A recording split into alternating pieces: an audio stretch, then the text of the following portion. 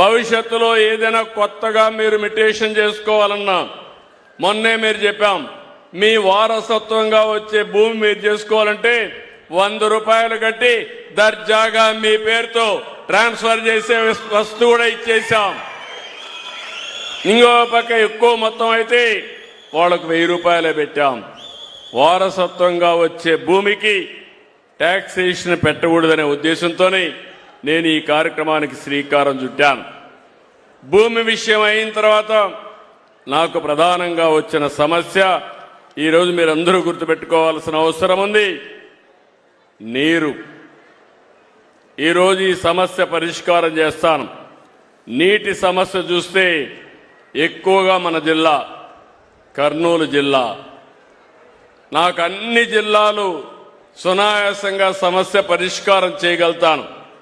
ఒకప్పుడు రాయలసీమ రాళ్ల సీమ, ఒకప్పుడు కృష్ణదేవరాయలు ఉన్నప్పుడు రత్నాల సీమ, అలాంటిది ఈరోజు చూస్తే రాళ్ల సీమగా మారిపోయి ఎడారిగా మారిపోయే పరిస్థితి వచ్చింది.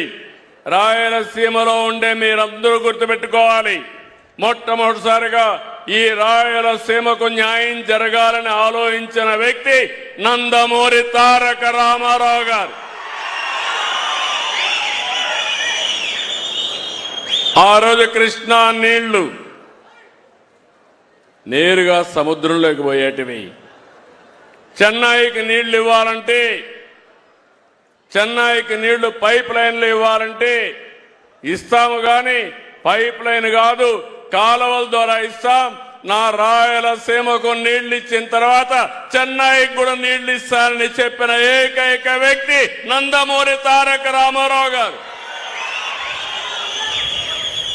కృష్ణా జలాలు బచావత్ అవార్డులో ప్రాజెక్టులు కట్టుకునే అవకాశం ఉంది.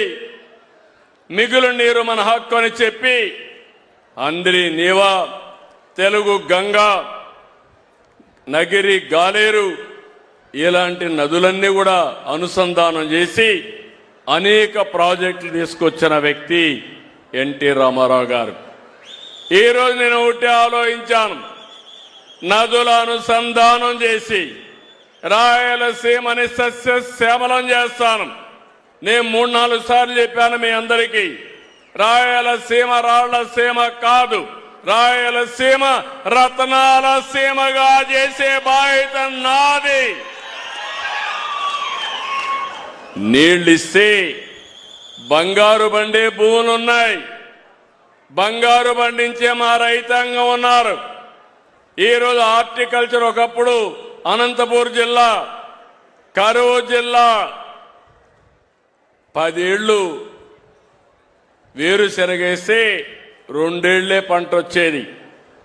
నేను ఎప్పుడు పోయినా ఒకటి అడిగేవాళ్ళు, పెట్టుబడి పెట్టాం, పెట్టుబడి కూడా తిరిగి రాలేదు, కనీసం దానికైనా సబ్సిడీ ఇవ్వమంటే మొట్టమొదటిసారిగా నేనే ఇన్పుట్ సబ్సిడీ ఇచ్చారని చెప్పి కూడా నేను మీకు తెలియజేస్తున్నా.